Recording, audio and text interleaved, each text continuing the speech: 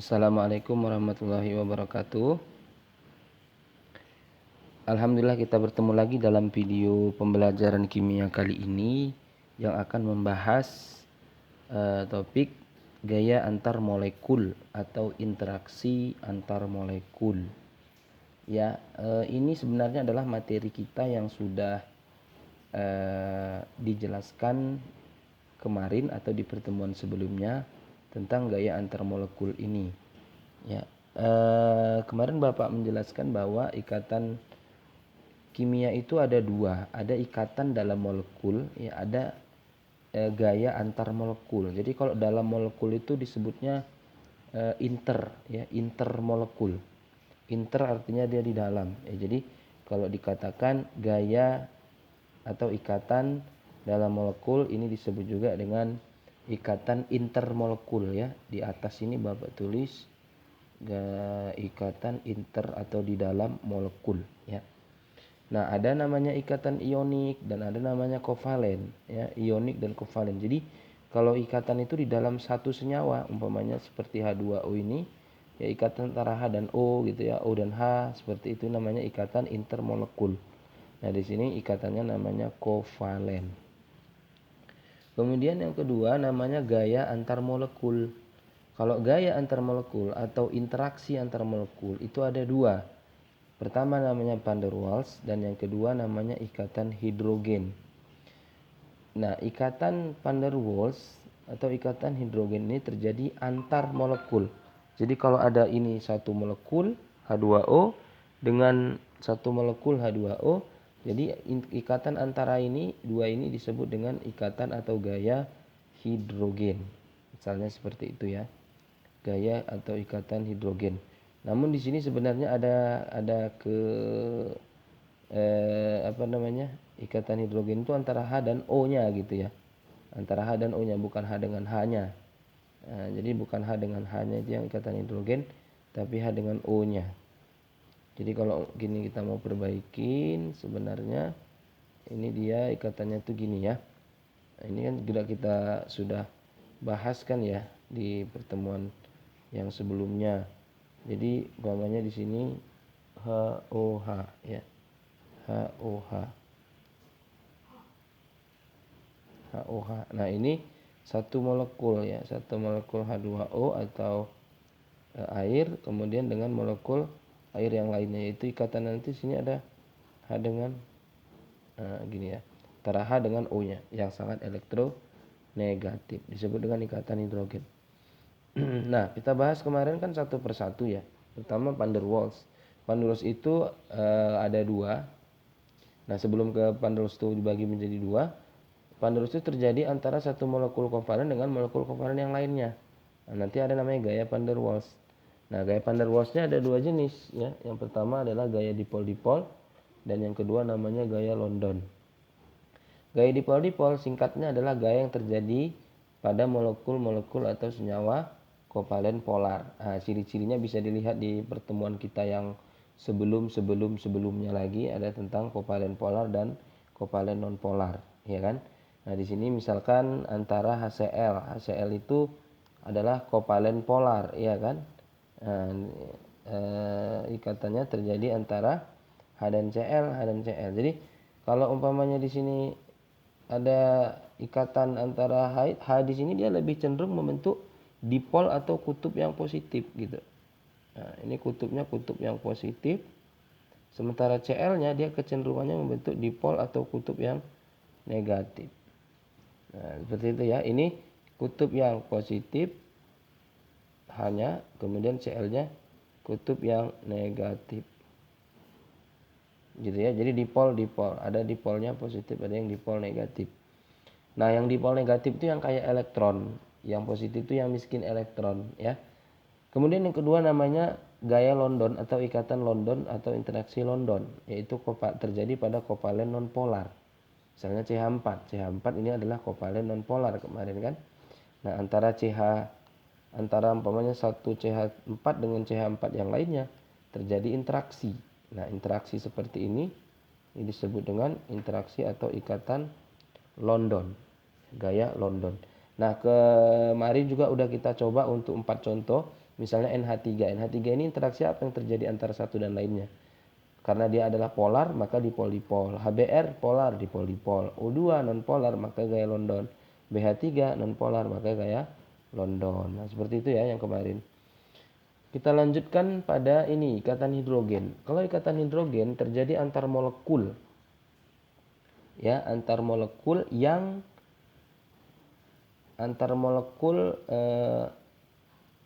yang mempunyai ya, yang mempunyai handphone gitu kan. Yang mempunyai handphone ini. Nah, handphone maksudnya apa mempunyai handphone?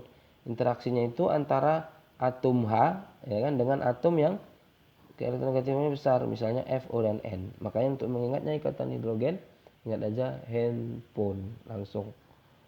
Contohnya pada senyawa HF. Nah, di sini nanti interaksinya antara satu HF dengan HF yang lain. Nah, yang berikatan hidrogennya dengan F-nya yang sangat elektronegatif. Kemudian misalnya H2O. Nah, H2O ini seperti ini ya ikatan hidrogennya.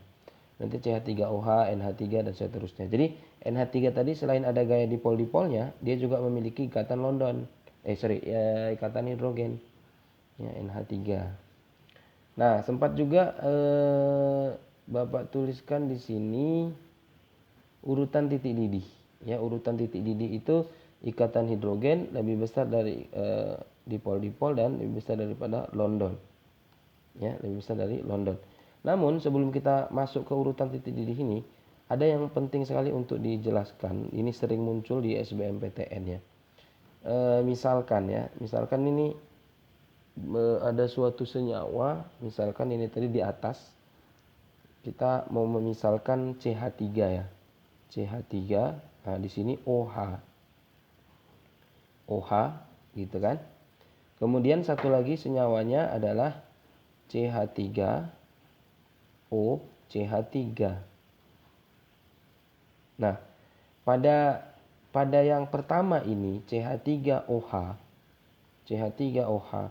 ini dia memiliki ikatan hidrogen nanti. Jadi di sini pada senyawa ini dia ada ikatan hidrogennya.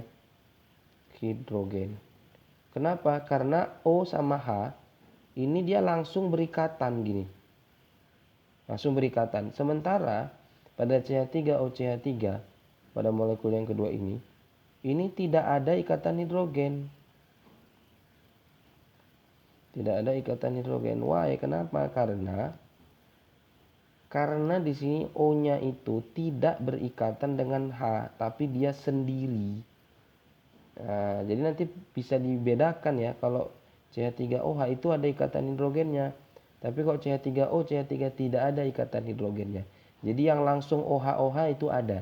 Tapi kalau yang O aja dia tidak ada. Walaupun dalam senyawa ini ada H-nya. Tapi O-nya tidak langsung berikatan dengan H, tapi dengan C. Gitu ya, mudah-mudahan bisa dipahami. Ya. Misalkan lagi seperti ini ya. Contohnya lagi misalkan ini CH3 CH2 COOH. Nah, ini. Di sini ada ikatan hidrogen. Why? Kenapa? Karena di sini OH. Jadi ini ada ikatan hidrogen.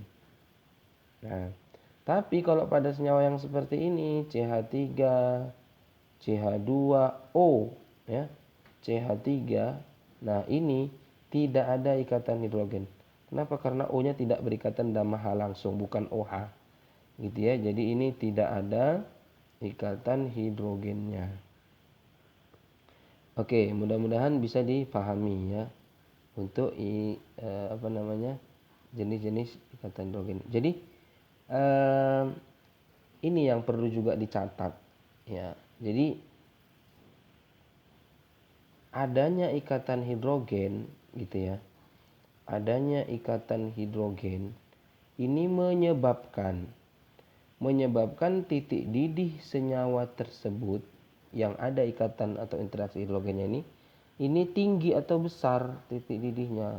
Titik didihnya menjadi tinggi dibandingkan dengan titik didih dari senyawa kovalen yang tidak ada ikatan hidrogennya. Gitu ya. Jadi ikatan hidrogennya itu menyebabkan terjadinya titik didih yang tinggi. Misalkan pada H2O itu ada ikatan hidrogen tadi pada air. Air memiliki suhu berapa? Suhu 100. Nah, tinggi itu suhu 100 untuk ukuran senyawa kovalen. Nah, berikutnya juga ada penjelasan tentang sebenarnya ini dari rangkuman materi yang sudah Bapak sampaikan pada kesempatan yang sebelumnya, bahwa kalau dia titik didih ya. Nah, jadi yang pertama itu yang perlu kita ingat ya, kekuatan ikatan, gitu ya. Fokusnya itu ya. Kekuatan ikatan. Nah, mana yang lebih kuat? Ikatan inter atau ikatan antar molekul? Yang pasti intermolekul lebih kuat. Oh, ini terlalu ke bawah.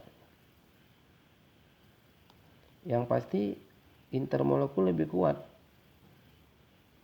Ya, jadi kalau ditanya kekuatan ikatannya gimana? Lebih kuat yang ikatan inter. Kekuatan ikatan kimia itu adalah inter. Nah, jadi yang pertama, yang ikatan yang paling kuat itu adalah ikatan ion. Sesudah itu baru ikatan kovalen. Inter dulu nih ya, inter lebih kuat. Nah, setelah itu baru nanti kekuatan ikatan atau gaya hidrogen. Nah, hidrogen. Baru setelah itu dipol-dipol. Baru yang terakhir adalah London. Atau setelah hidrogen berarti ikatan van der Waals, gaya van der Waals. Jadi ini urutan kekuatan ikatan. Nah, apa akibatnya? Jadi semakin kuat ikatannya, semakin suhunya, semakin tinggi suhu yang diperlukan untuk memutuskan ikatan-ikatan tersebut, sehingga suhunya titik didihnya jadi tinggi. Jadi ini berbanding lurus kekuatan ikatan dengan titik didih. Jadi kalau makin kuat dia titik ikatannya, maka titik didihnya makin tinggi. Jadi titik didih itu urutan yang pertama adalah ikatan ion. Itu titik didihnya paling tinggi. Baru setelah itu secara umum kovalen, ya kan? Baru setelah itu hidrogen, ya kan? Hidrogen. Baru setelah hidrogen dipol-dipol, baru London. Jadi ini urutan kekuatan ikat titik didih. Seperti itu ya. Nah, kita akan melihat beberapa contoh soal saja langsung. Nanti baru akan kita kait-kaitkan dengan titik didih ini ya. Pertama, misalkan kita lihat ke sini contoh soalnya ini ya. Nah,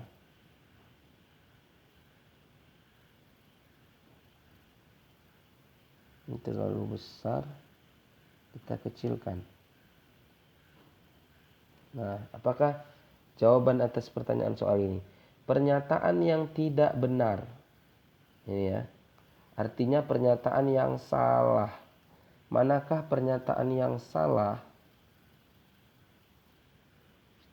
A. Ikatan ionik lebih kuat dari dipol-dipol. Ionik jelas paling kuat. Ini benar pernyataannya. B. Ikatan dipol-dipol lebih kuat dari London. Dipol-dipol lebih kuat dari London. Ini juga benar. C. Makin besar ukuran atom, makin besar gaya Londonnya. Ini juga benar. Ya, jadi gaya London itu dipengaruhi oleh atom relatif atau massa atomnya. Ya, jadi gaya London ini yang mempengaruhinya adalah massa atom relatifnya. Massa atom relatif dan massa molekul relatif atau molekul relatif.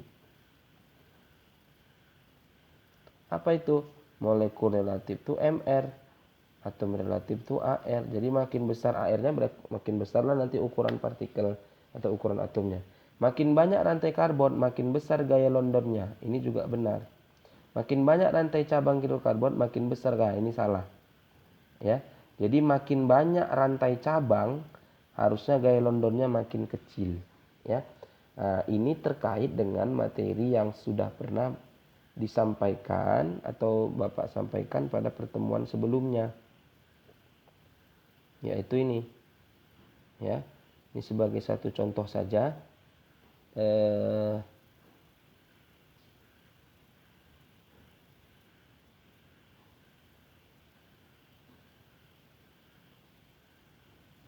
Nah, ini kita lihat dulu.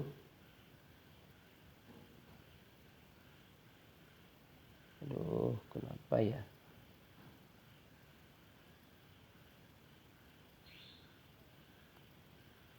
Nah, ini pamannya ini ya, kita lihat ya.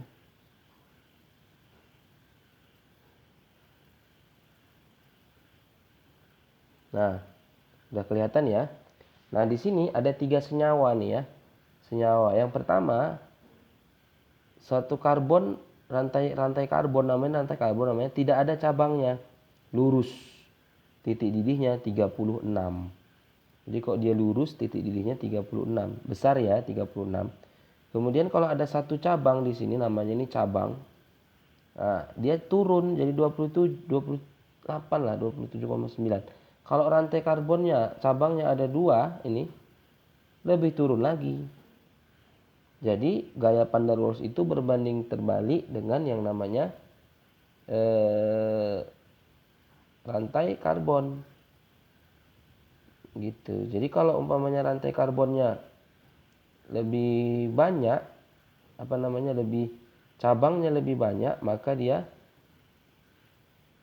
akan ini tadi ya. Makin banyak rantai cabang, makin besar. Salah, harusnya makin kecil. Maka jawaban yang tepat adalah yang E ini. Ya, jadi makin banyak cabangnya, dia akan makin kecil, ya. Jadi kalau cabangnya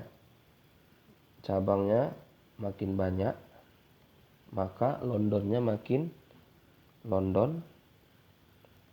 kecil. Kalau london makin kecil, berarti titik didihnya juga makin kecil.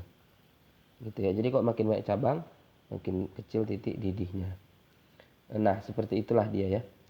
Kemudian kita lanjutkan kembali nih untuk soal berikutnya. Kita bahas-bahas soal terakhir ini. Berikutnya ini ya. Nah, ini nomor 33 di sini. Ini dulu adalah soal ujian nasional.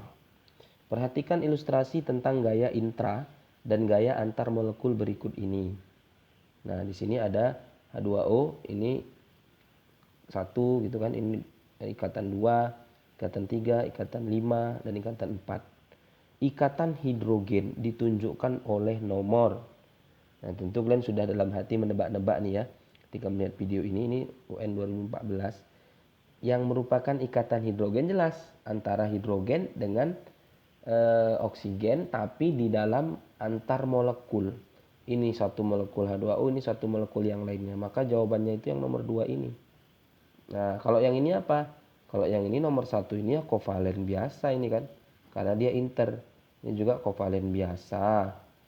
Nah, begitu juga ini kovalen juga, ya kan? Nomor 4 juga kovalen. Jadi ada 4 kovalen dan 1 ikatan hidrogen. Seperti itu ya, mudah dipahami ya, bisa ya. Ini contoh-contoh kita yang di atas tadi. Jadi pernah muncul di dulu soal ujian nasional. Kemudian kita lanjut lagi, ikatan masih tentang interaksi hidrogen ini. Yang ini. Di antara pasangan senyawa berikut ini, yang keduanya mempunyai gaya London. Ingat, kalau dipol tadi pada senyawa polar, kalau London ini berarti dia ciri-cirinya tadi adalah molekul kovalen non polar. Ya, benar, non polar. Maka kita cari yang non polar. Kalau HF ini ya, kita cari dari bawah ya, HF. HF ini jelas asam polar. Ya kan? HCl jelas polar. Ini jelas ada PEB-nya nih kan, polar. Ini jelas polar. Berarti yang non polar adalah yang ini. C5H12 sama C6H4. Mudah kan menjawab soalnya? Mudah. Oke, kita lanjutkan lagi ke soal berikutnya. Soal berikutnya yaitu yang ini. Nah, mungkin saja nanti di ujian akhir sekolah atau ujian semester ya akan muncul soal-soal seperti ini. Mari kita lihat, perhatikan titik didih berapa senyawa berikut. HI minus 35, HBr minus 67, HCl minus 85, HF positif 20, H2S minus 61, H2O positif 100. Berdasarkan yang mempunyai ikatan hidrogen. Nah, kenapa pertanyaannya ikatan hidrogen? Karena ini semuanya ya, semua senyawa yang ini tidak ada ikat senyawa ion, tapi dia adalah senyawa kovalen. Nah, kalau kovalen ada gaya van der Waals atau ada gaya ikatan hidrogennya atau gaya hidrogen. Maka mari kita lihat di sini mana yang ada ikatan hidrogen, maka kita cari yang memiliki titik didih tinggi di antara atau kalau dibandingkan dengan yang lain. Mana yang paling tinggi di sini? Ini min semua kecuali H2O sama ini. Nah, maka itulah yang ada ikatan hidrogen. Ingat handphone juga tadi ya kan? Ya. Berarti jawabannya untuk nomor ini adalah C. Lagi, kita akan coba lagi untuk menjawab soal. Kayaknya ini soal terakhir ya. Apakah yang ini? 1, 2, 3, 4. Wah, ternyata sudah habis. Ya, sudah habis. Ini soal terakhir. Sebenarnya ini nggak masuk kemari. Ya kan? Pasangan elektron yang membentuk senyawa kovalen koordinasi. Nah, yang manakah yang kovalen koordinasi? Jawabannya yang nomor 3. Tentu banyak yang bertanya, mana yang koordinasi, kenapa dia nomor 3? Nah, maka nanti coba diulang lagi. Dia pasangannya itu elektronnya itu dari N saja, tapi O tidak memberikan. Gitu ya. Nah, demikian aja video kita kali ini ya. Semoga bermanfaat untuk kita semua dan menjadi menjadi pelajaran yang nanti bisa kalian gunakan untuk menjawab soal-soal baik di SBMPTN ataupun nantinya di kelas 12 ataupun di ujian semester. Terima kasih. Semoga berkah. Assalamualaikum warahmatullahi wabarakatuh.